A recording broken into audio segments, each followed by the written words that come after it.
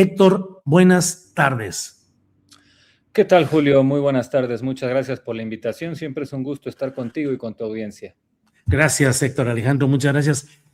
Tú mismo escribiste un libro muy interesante acerca de todo esto. Tenemos aquí la portada inclusive respecto a lo que ha ido siendo las raíces del Movimiento Regeneración Nacional, antecedentes, consolidación partidaria y definición ideológica de Morena, con prólogo de Lorenzo Meyer.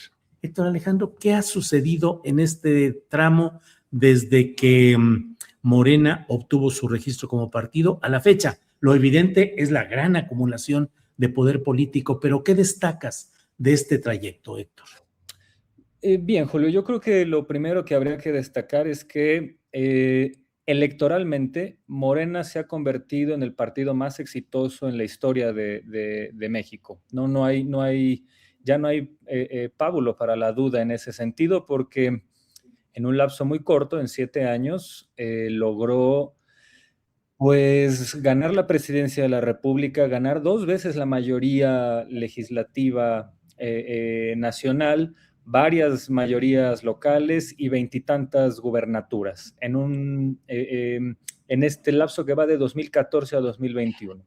En 2024, pues la situación se acrecenta todavía más al repetir la presidencia de la República y al lograr ya una mayoría casi calificada en la Cámara en el plano legislativo.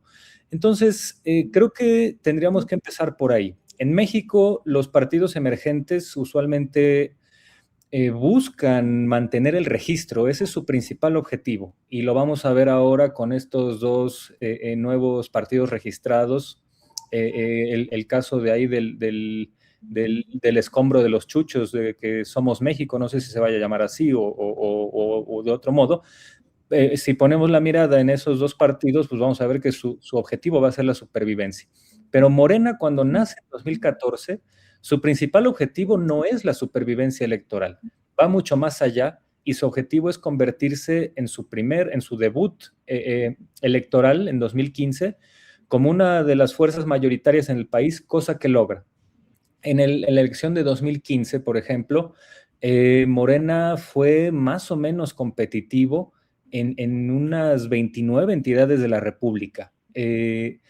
Y pues de inmediato se convirtió en bastión en la Ciudad de México y ganó aproximadamente el 10% de la votación nacional.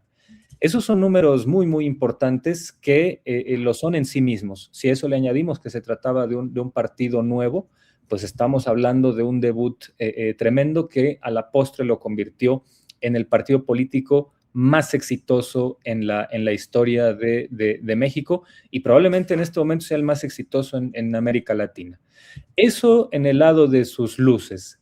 En las contraluces me parece que el partido no ha sabido, a pesar de esa legítima acumulación de poder, porque me parece que esto hay que señalarlo, Morena ha logrado todo eso con base en las urnas, con base en el voto popular, con base en seguir las reglas del juego y cambiar las reglas del juego con base en las reglas del juego, lo cual también es legítimo en una democracia, cosa que no alcanzan a entender ciertos transitólogos o que se creen demócratas.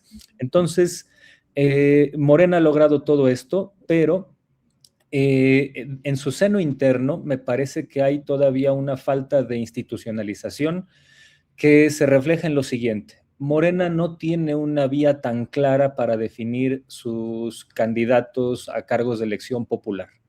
Dependen mucho de algo que ha cobrado mucha importancia en el siglo XXI en México, que son las encuestas.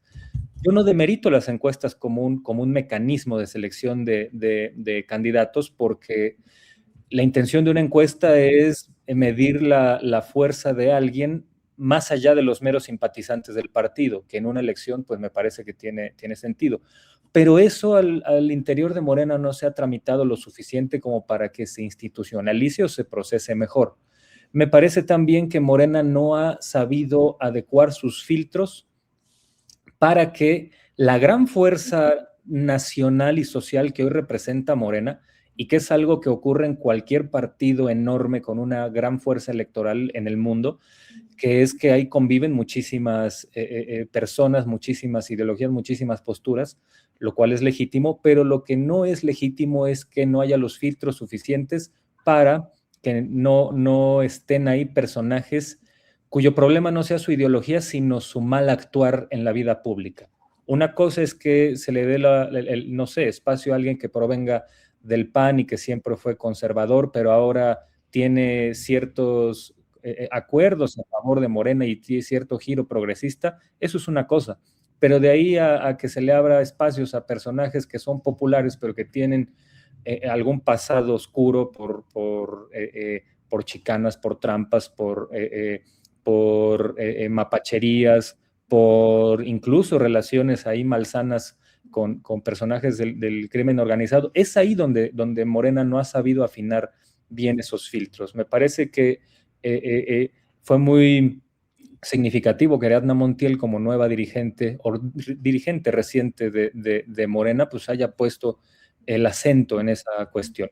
Entonces, así a grandes rasgos, yo pondría estos dos elementos en la mesa para arrancar. En las luces de Morena es que se convirtió legítimamente, con base en urnas, con base en un trabajo territorial muy importante que todos los demás partidos habían dejado de hacer, por cierto, se convirtió en la fuerza política más exitosa en la historia de México, y en sus contraluces, pues esta parte que ya mencionaba de su falta de afinar sus filtros.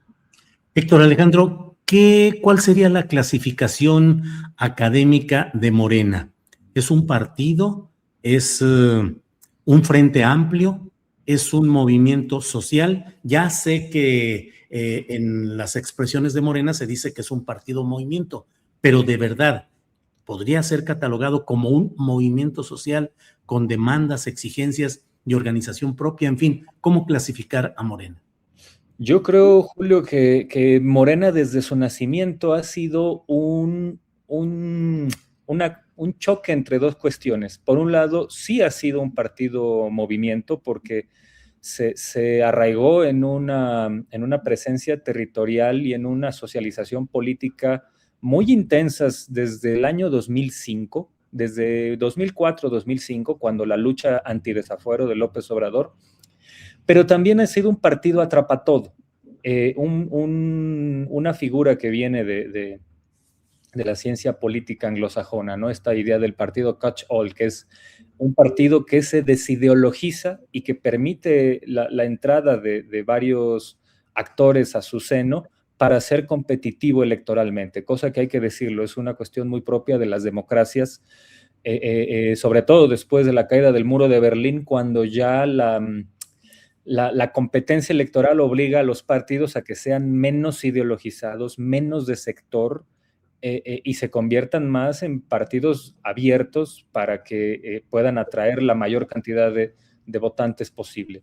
Entonces, me parece que esta contradicción que hoy Morena aflora con más nitidez, en realidad viene desde sus inicios. Es una mezcla de partido-movimiento con partido atrapatodo, al menos en algunos de sus elementos, ¿no? Yo creo que es difícil, después de tantos años de investigar a Morena, yo de todos modos no tendría una categorización tan contundente y única para Morena, porque ha demostrado ser un fenómeno político muy dinámico, ¿no? Y lo que podría servir para etiquetarlo en algún periodo, quizá ya no nos sirva para un periodo inmediato posterior. Pero creo que sobre todo hay que destacar que Morena vive esa tensión de estar regresando constantemente a sus orígenes, a esta idea de un partido, de un movimiento que hacía trabajo territorial formativo muy importante, pero también necesitaba de actores políticos provenientes del exterior para ganar fuerza en ciertos distritos donde históricamente las izquierdas nunca tuvieron demasiado peso, ¿no? Como el norte del país, etc. Entonces, pues es una conglomeración compleja. Morena, yo creo que una etiqueta desde la academia sería muy difusa todavía de poner, pero sí creo que vale la pena resaltar que lo que vemos hoy, Morena, en sus tensiones, conflictos, dinámicas complicadas internas, no es algo nuevo, ¿no? Es algo que se ha exacerbado, pero que viene desde sus inicios. Bien, Héctor, gracias. Agradeciéndote esta oportunidad de platicar. Si hubiera que poner como en esos formularios en los que dice edad, peso, estatura, si dijera ahí del partido Morena ideología, ¿qué tendríamos que poner? Yo creo que sí es un partido que, si bien López Obrador lo definió más o menos como la vanguardia del humanismo mexicano, yo creo que es un partido, lo hay que recordar, los partidos políticos definen su ideología no tanto por lo que sus estatutos y sus documentos básicos dicen que van a hacer, sino más bien por lo que realmente han hecho, por esta revisión entre sus palabras y sus actos, ¿no? La verdadera ideología de los partidos está ahí. Entonces, me parece que Morena definitivamente se ha marcado como un partido proveniente de esta izquierda nacionalista que ya en el poder sí se tomó el rasgo principal de las izquierdas como bandera, que fue la reducción de la pobreza, con muchísimos asegúnes, con muchísimos matices, con muchísimos elementos ahí medio contradictorios, como sus alianzas con ciertos actores que no son de izquierdas, etcétera. Pero los partidos políticos así son complejidades, y lo que tenemos que ver es cuáles son sus prioridades, cuál es su agenda, cuál es su actuar real ya en el poder, y me parece que los elementos dan para que Morena sea completamente catalogado como un partido de esta izquierda nacionalista que tiene una historia compleja en México, ¿no? Que el nacionalismo en otros lares es un fenómeno demasiado conservador, como por ejemplo en Europa, pero en países con un pasado colonial, como es el caso de los de América Latina, pues hay expresiones nacionalistas que son progresistas, y también hay expresiones usualmente conservadoras que, sin embargo, en lugares con este pasado colonial o con condiciones como del tercer mundo, pues también tienen expresiones progresistas. Pensemos en el catolicismo, ¿no? Que cualquiera pensaría, pues la Iglesia Católica es uno de los pilares en la historia del pensamiento conservador, lo cual es cierto, pero también tiene expresiones que se salen de ese parámetro, como la teología de la liberación. Creo que algo parecido ocurre con el fenómeno del nacionalismo, y me parece que esta izquierda soberanista, también diría yo, es el epicentro, es el corazón de Morena. Y eso no viene de ahora con el discurso de Claudia Sheinbaum como presidenta frente a Estados Unidos, sino que viene desde aquellas batallas que dio el movimiento que antecede a Morena, tanto en 2004, 2005 y sobre todo en 2008, con el intento de reforma privatizadora de Pemex que esgrimió Felipe Calderón. En ese momento, hay que recordarlo porque me parece importante, en ese momento, en ese periodo de 2007-2008, fue cuando Morena, el fenómeno que después se convirtió en Morena como partido, labró sus estatutos ideológicos, y lo hizo a la luz de un conflicto en contra de una privatización que pretendía Felipe Calderón, y el Consejo Consultivo de Morena viene de ahí, su decálogo de principios básicos viene de ahí, de ese bienio 2007-2008. Los personajes que después fueron los primeros dirigentes de Morena, como movimiento, primero como asociación civil y luego como partido político, vienen de esa coyuntura. Entonces, me parece que lo que hoy representa Claudia Sheinbaum, al hablar de soberanía, al tener estos proyectos en ciernes, pues está enraizado en eso. Entonces, no podemos dejar de recordar. Héctor Alejandro Quintanar, muchas gracias por esta oportunidad de asomarnos a esta parte de nuestra historia nacional, que es la creación del partido Morena, su registro, su acceso al poder y este camino del cual te agradecemos que nos hayas ayudado a tener más puntos de referencia. Así es que, Héctor Alejandro, muchas gracias por esta ocasión. Muchísimas gracias, Julio. Una cosita muy, muy pequeña que me parece muy, muy, muy importante señalar. Uno de los elementos centrales también de Morena para su formación fue el fraude electoral de 2006, que hoy sigue negándose y que en estos días cumple 20 años, el aniversario número 20 de aquel atraco antidemocrático que encabezaron Fox y Calderón y que hoy siguen negando muchos comentócratas y voces públicas.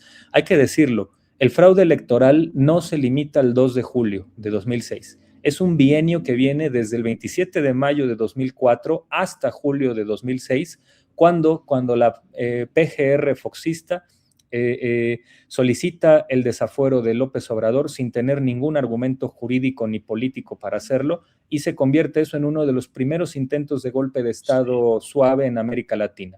Eso es lo que la evidencia, toda la montaña de evidencia que tenemos apunta a eso, y entonces hay que mirar el bienio 2004-2006 como el más autoritario, electoralmente hablando, del siglo XXI en México, para también ya matizar todas estas expresiones de que desde 2018 a hoy México vive un atraso antidemocrático y quién sabe cuántas plañideras se han dicho a ese respecto. No, electoralmente hablando, el retroceso más grave que ha sufrido México fue 2004-2006, y de ahí viene la raíz principal organizativa, cuantitativa y cualitativamente de Morena. Héctor Alejandro Quintanar, muchas gracias y seguimos en contacto. Gracias por esta ocasión. Hasta luego, Julio. Muchas gracias.